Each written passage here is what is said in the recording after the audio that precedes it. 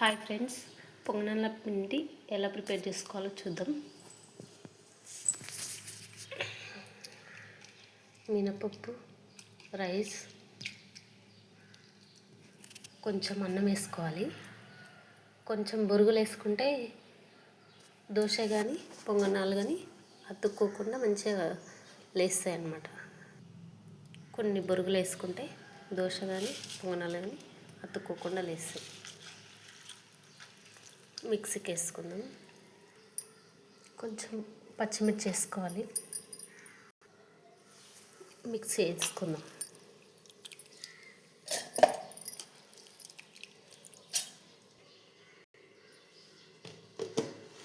Mix పెట్టుకుందాం.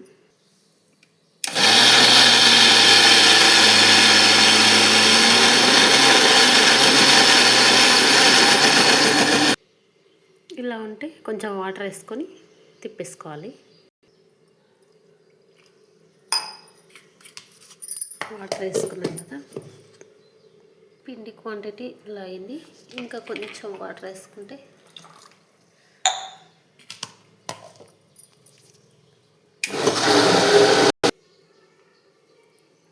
చాలా బాగా వచ్చింది. లైట్ ఇట్లా రవ్వలు ఉంటే పొంగనాలు కానీ దోశలు కానీ మెత్తగా అంటుకోకుండా వస్తాయండి. చూడండి ఫ్రెండ్స్, ఇలా అయింది. ఇంకొంచెం వాటర్ వేసి కలుపుకోవచ్చు. కొంచెం కలుపుకుంటే మంచిగా వస్తాయి. దీంట్లో కొంచెం పొంగనాలు వేసుకునేటప్పుడు ఆనియన్ కట్ చేసి వేసుకుంటే బాగుంటుంది. ఇప్పుడు సాల్ట్, కొంచెం కారం లైట్గా, కొంచెం పసుపు,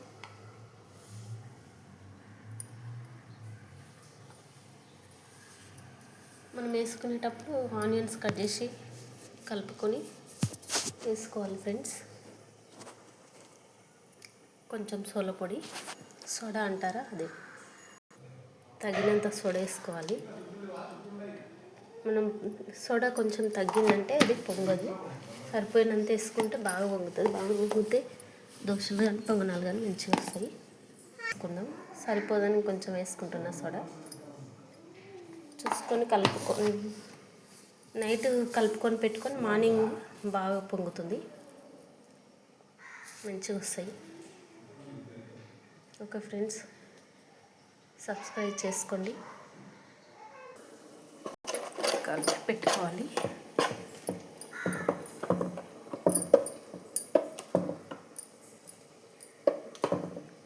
కొంచెం వాటర్ వేద్దాం.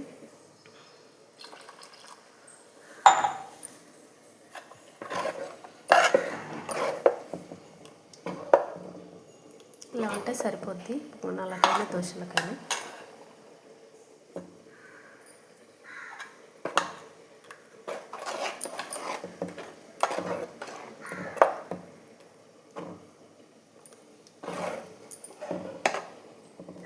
దోశలు వేసుకోవాలనుకుంటే ఇలా వేసుకోవచ్చు. పొంగనాలు వేసుకోవాలంటే ఆనియన్స్ కట్ చేసి కలుపుకొని వేసుకుంటే అయిపోద్ది ఫ్రెండ్స్.